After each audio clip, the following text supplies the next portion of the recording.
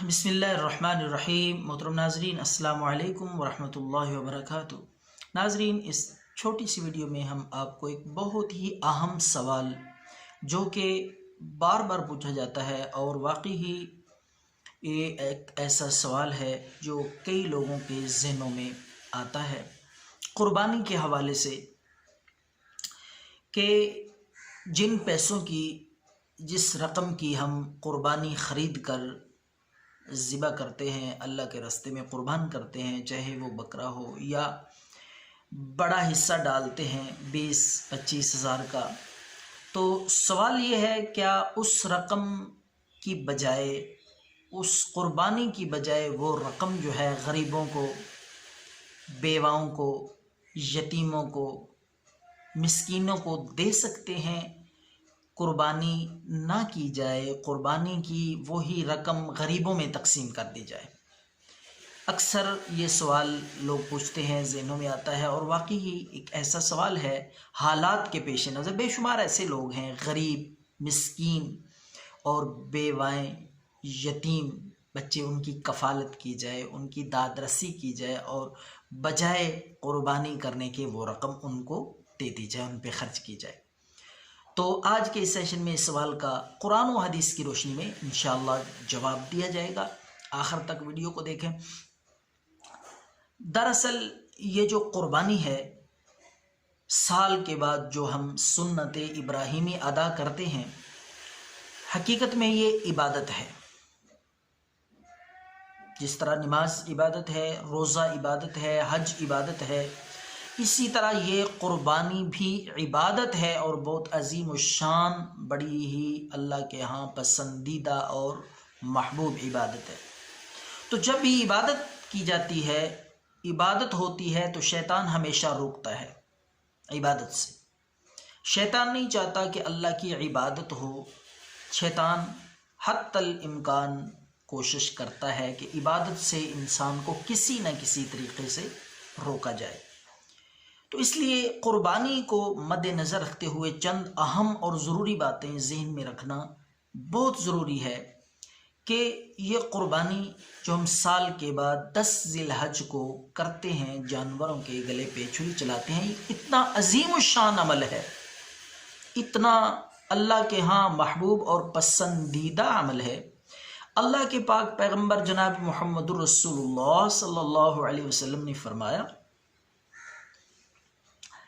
کہ ان ذی الحج کے دنوں میں، قربانی کے ان دنوں میں اللہ کے ہاں قربانی سے بڑھ کے کوئی عمل بھی پسندیدہ اور محبوب نہیں ہے، جتنا کہ یہ عمل اللہ کو پسند ہے، اللہ کے ہاں محبوب ہے۔ قربانی سے بڑھ کے کوئی ایسا عمل میرے پیارے پیغمبر نے فرمایا نہیں ہے۔ اور اگر اس کا دوسرا رخ دیکھا جائے، حضور علیہ السلام نے وعید کتنی سخت فرمائی کہ قربانی کے دنوں میں، ایام قربانی میں جو شخص استطاعت رکھتا ہے، ہمت ہے، توفیق ہے، صاحب نصاب ہے، اس کے باوجود وہ قربانی اللہ کے راستے میں نہیں دیتا،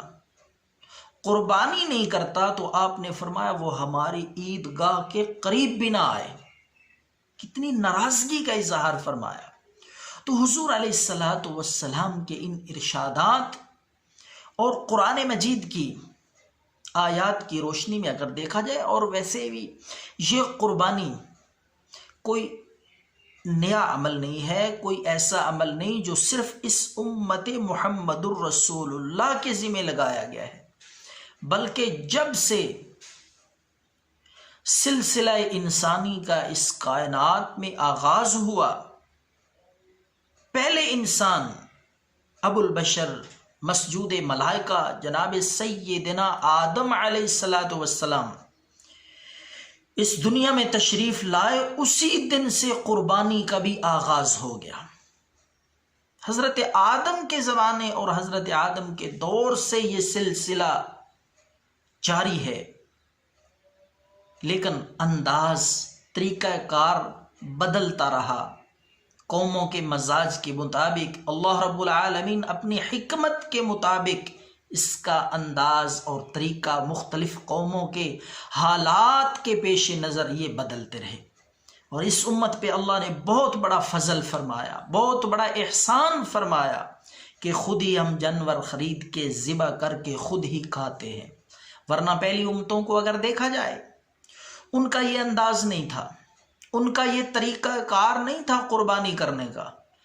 جس انداز اور جس طریقے سے آج ہم قربانی کرتے ہیں، بہت احسن، بہت خوبصورت، بہت آسان طریقہ، ہمارے حق میں سب سے بہتر۔ ورنہ اگر پہلی قوموں کا طریقہ دیکھا جائے تو وہ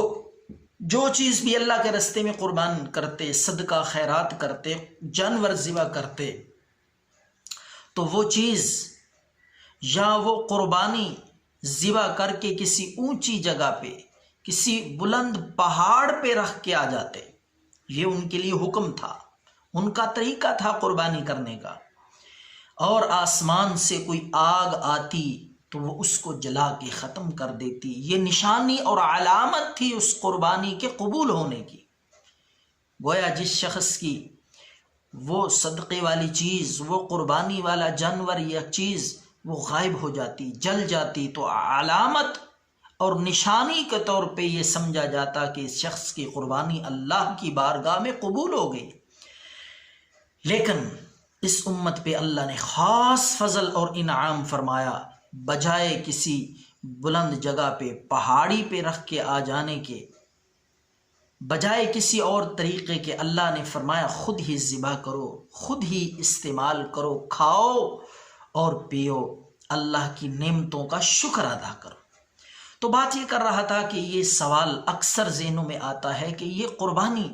اگر نہ کی جائے، اس کی جگہ کسی غریب مسکین حقدار کو وہ پیسے دے دیے جائیں تو کیا اجر ملے گا، یا یہ طریقہ جائز ہے؟ تو اس کا مختصر یہ جواب ہے کہ اس طرح کرنا قطعاً جائز نہیں ہے۔ غریبوں کی، بیواؤں کی، مسکینوں کی داد رسی امداد کرنا وہ اپنی جگہ پہ بہت عظیم الشان عمل ہے، بہت ثواب کا عمل ہے۔ ان کی مدد کی جائے، ان کے ساتھ تعاون کیا جائے، لیکن قربانی کو مؤخر کر کے، ترک کر کے،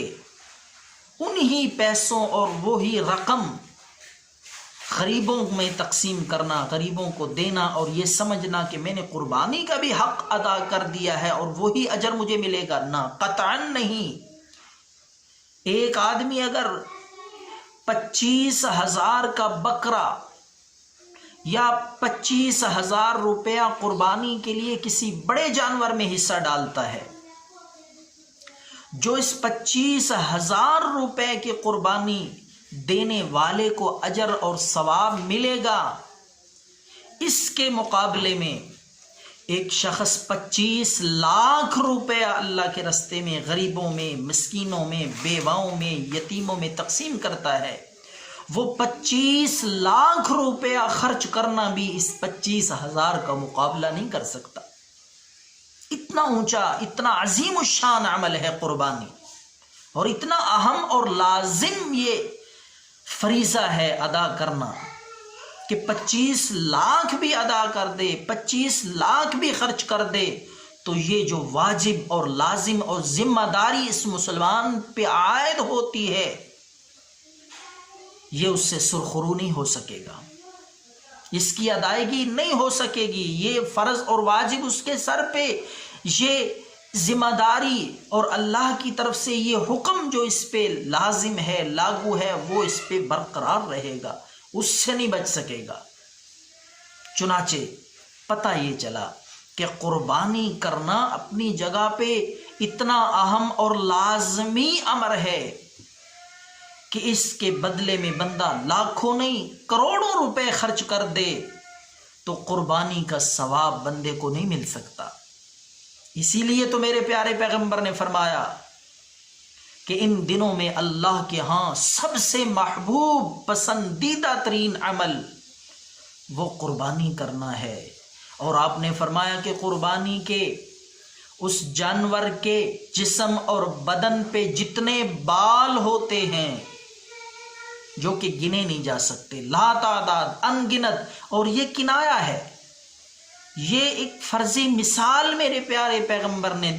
ارشاد فرمائی کہ جس طرح اس جانور کے بدن پہ بالوں کو شمار نہیں کیا جا سکتا، وہ احاطہ تعداد میں نہیں لائے جا سکتے، ان کو نہیں گنا جا سکتا، نہیں شمار کیا جا سکتا، قربانی کرنے والے کو اللہ اتنا اجر، اتنا ثواب اور اتنی نیکیاں عطا فرماتے ہیں کہ ان نیکیوں کا شمار کرنا، اس ثواب کو احاطہ تحریر میں لانا، احاطہ تعداد میں لانا اسی طرح ناممکن اور مشکل ہے جس طرح اس جانور کے بالوں کو گننا اور شمار کرنا مشکل ہے۔ ایک ایک بال پہ اللہ نیکی اور اجر و ثواب عطا فرماتے ہیں، اور پھر انسان کے اخلاص کے مطابق اللہ اجر اور ثواب بھی عطا فرماتے ہیں۔ تو چنانچہ قربانی کے دنوں میں بجائے وہ رقم، قربانی کے لیے مختص رقم غریبوں میں تقسیم کرنے کے، قربانی لے کر اللہ کی راہ میں قربان کی جائے، اس کا خون بہایا جائے، اللہ کی بارگاہ میں وہ قربانی پیش کی جائے۔ اس سے عظیم الشان عمل نہیں ہے، یہ برابر نہیں ہو سکتا صدقہ خیرات کے، اور یہ قطعاً جائز نہیں ہے، اس کی اجازت نہیں ہے۔ لیکن آج کے جدید دور کے